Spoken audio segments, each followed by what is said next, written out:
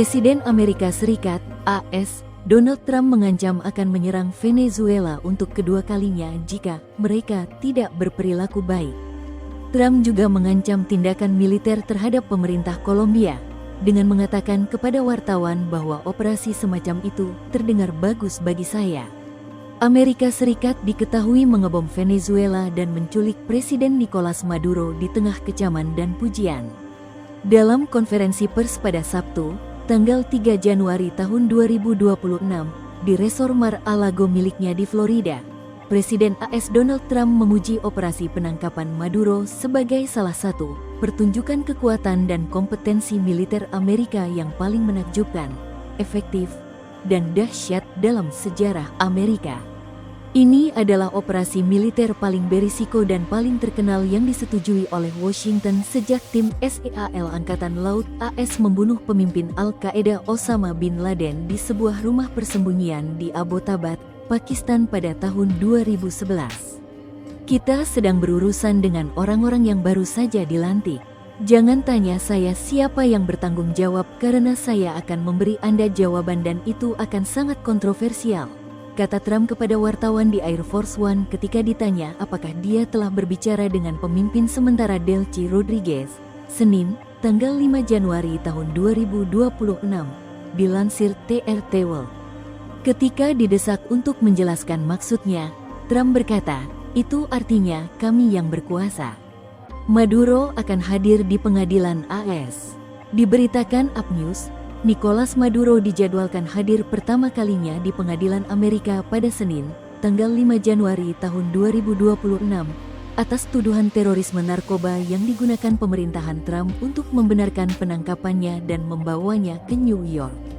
Maduro dan istrinya diperkirakan akan hadir di hadapan hakim pada siang hari waktu setempat untuk menjalani proses hukum singkat namun wajib, yang kemungkinan akan memicu pertarungan hukum berkepanjangan mengenai apakah ia dapat diadili di AS.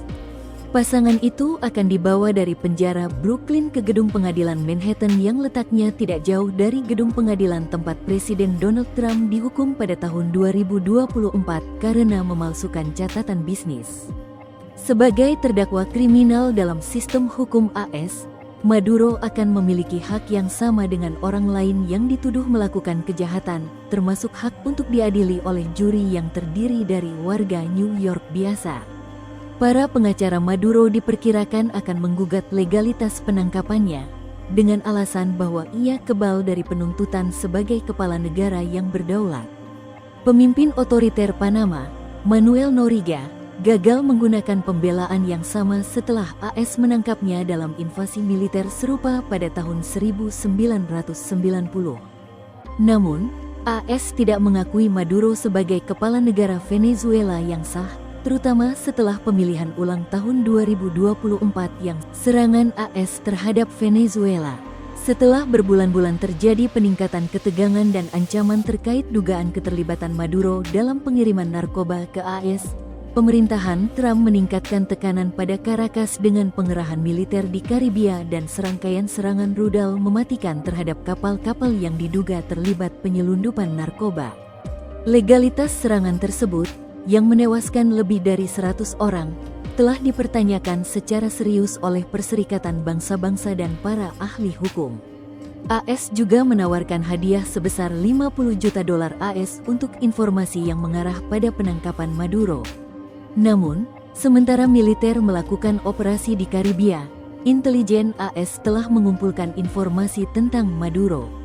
Sementara itu, pasukan khusus secara diam-diam melatih rencana untuk menggulingkannya dari kekuasaan secara paksa. Serangan AS tersebut menghantam Caracas serta negara bagian Miranda, Aragua, dan La Guaira, menurut pemerintah Venezuela. Bagi Linda Unamuno, seorang pekerja publik, serangan AS menyebabkan ledakan yang begitu kuat hingga menghancurkan atap rumahnya. Bahkan sampai beberapa saat yang lalu, saya masih menangis. Saya menangis karena sangat takut. Saya harus meninggalkan rumah saya bersama putri saya, bersama keluarga saya, dan pergi ke rumah lain, rumah tetangga.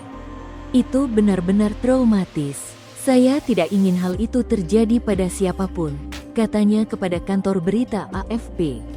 Operasi yang diberi nama Absolute Resolve ini telah dipersiapkan dengan cermat selama berbulan-bulan, menurut Jenderal Dan Cain, Ketua Kepala Staf Gabungan, yang berbicara pada konferensi pers Trump.